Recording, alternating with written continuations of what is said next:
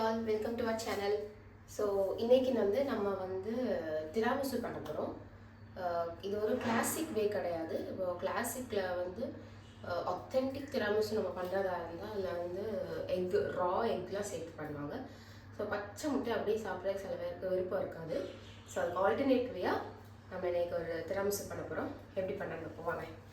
இந்த திராமிசுக்கு ஃபஸ்ட்டு அந்த lady finger biscuits பண்ணணும். நம்ம அதுவும் கடையில் வாங்காமல் நம்ம இன்றைக்கி வீட்டில் பண்ண போகிறோம். அதுக்கு ஃபஸ்ட்டு முட்டை தேவைப்படுது. முட்டை பேக்கிங்னாலே எப்போவுமே முட்டை ரூம் டெம்பரேச்சரில் தான் இருக்கும். ஃப்ரிட்ஜில் இருக்கிற உடனே யூஸ் பண்ணக்கூடாது. ரூம் டெம்பரேச்சர் முட்டை தான் எடுக்கணும். நான் இன்றைக்கி ஒரு 3 முட்டை எடுத்துக்கிறேன்.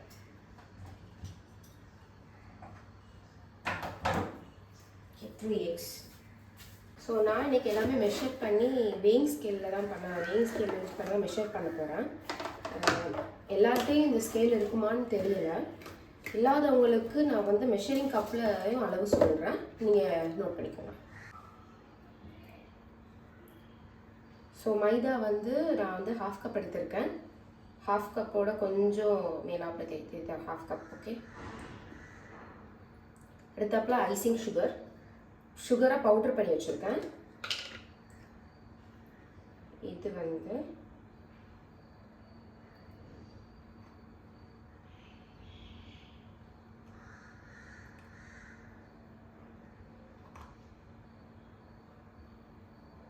ஓகே. சுகர் 50 கிராம்ஸ், அதாவது 1/4 கப். ஓகே. இப்போ தான் முக்கியமான பாட்டு. எக்கு ஒயிட்டையும் எல்லோவையும் தனித்தனியாக எடுக்கணும். அது இப்போ நான் எப்படி எடுக்க போகிறேன்னு தெரியலையே.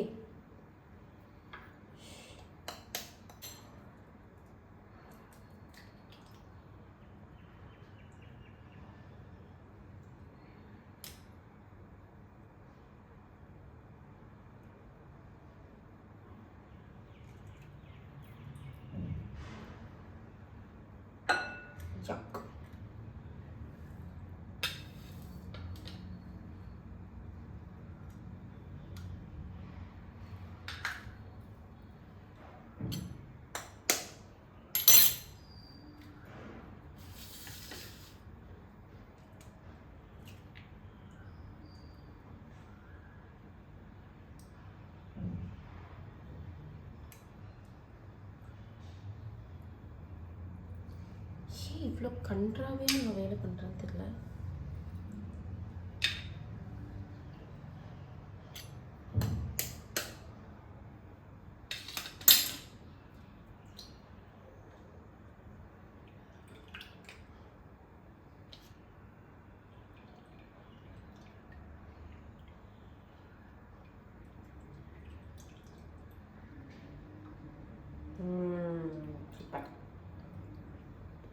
ஓகே. இப்போ எக் ஒயிட்ஸை நம்ம பீட் பண்ண போகிறோம். அது எப்படி எந்தளவுக்கு பீட் பண்ணலான்னு நான் சொல்கிறேன்.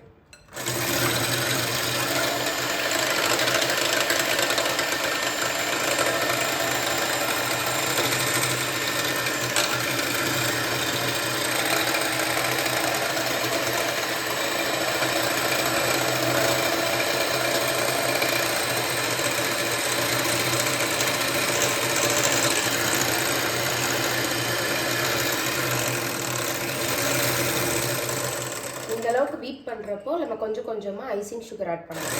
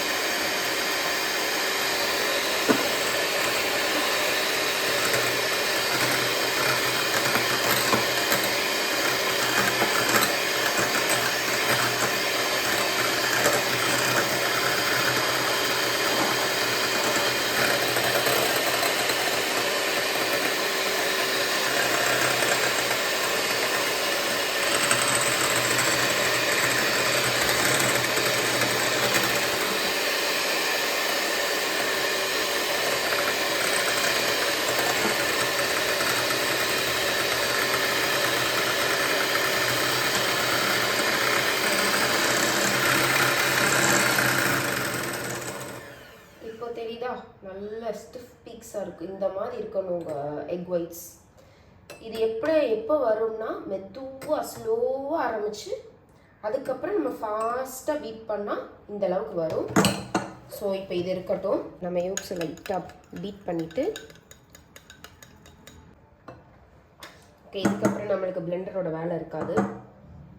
நம்ம இதை ஸ்லோவாக இப்படியே ஊற்றணும்.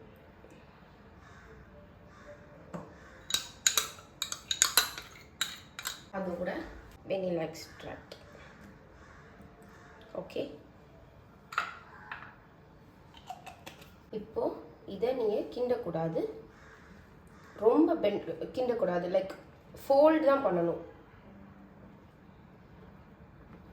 ஓகே, இதை ஃபோல்ட் பண்ணதுக்கப்புறம் நம்மளோட மைதாவை ஆட் பண்ணணும். மைதாவையும் ஆட் பண்ணதுக்கப்புறம் ஃபோல்டு, கிண்டக்கூடாது. ஸோ மைதாவே ஆட் பண்ணதுக்கப்புறம் ரொம்ப மிக்ஸ் பண்ணாமல் ஜென்டலாக மிக்ஸ் பண்ணால் இந்த மாதிரி ஒரு கன்சிஸ்டன்சிக்கு உங்களுக்கு வரும். இப்போது ஒரு டம்ளர் இதில்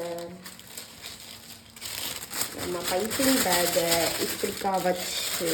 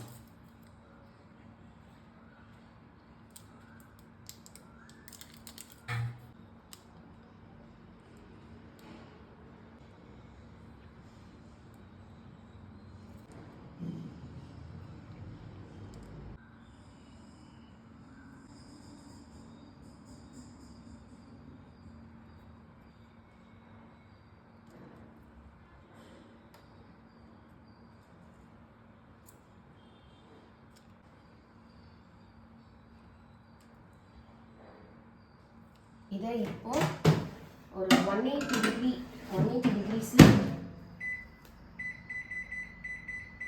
10 மினிட்ஸ் பேக் பண்ண போகிறோம். ஓகே, நம்ம பிஸ்கட்ஸ் இப்போ ரெடி. ஸோ என்கிட்ட இன்னும் கொஞ்சம் மாவு இருக்குது. ஸோ நான் எக்ஸ்ட்ரா கொஞ்சம் பிஸ்கட்ஸ் செட் பண்ணி வச்சுட்டு வரேன்.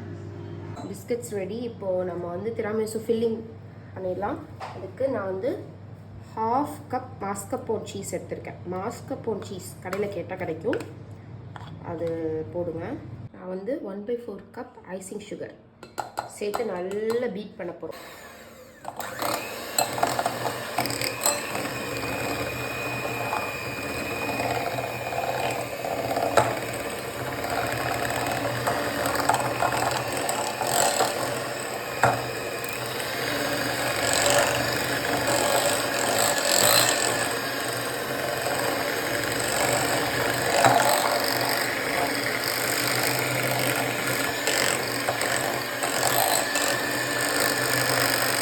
இதை நல்லா பீட் பண்ணிட்டு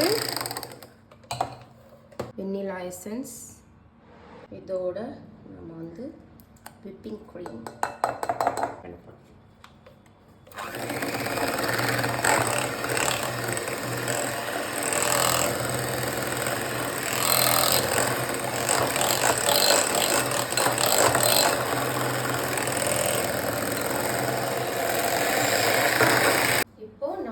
ப்ராசஸ் லேயரிங். அதுக்கு முதல்ல ஹாட் வாட்டரில் காஃபி பவுடர் மிக்ஸ் பண்ணணும். நல்ல ஸ்ட்ராங் டிகாஷன். இந்த பிஸ்கட்ஸை இப்போ இப்படி காஃபி மிக்சரில் டிப் பண்ணிவிட்டு ஒரு லேயராக அடுக்க போகிறோம்.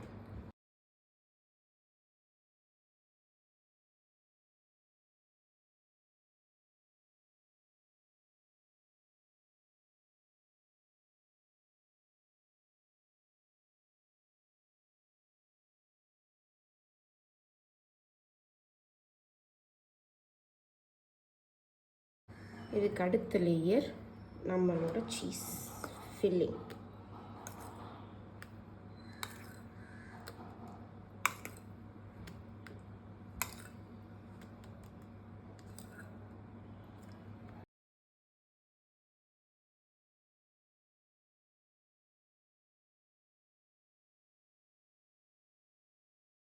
Second layer.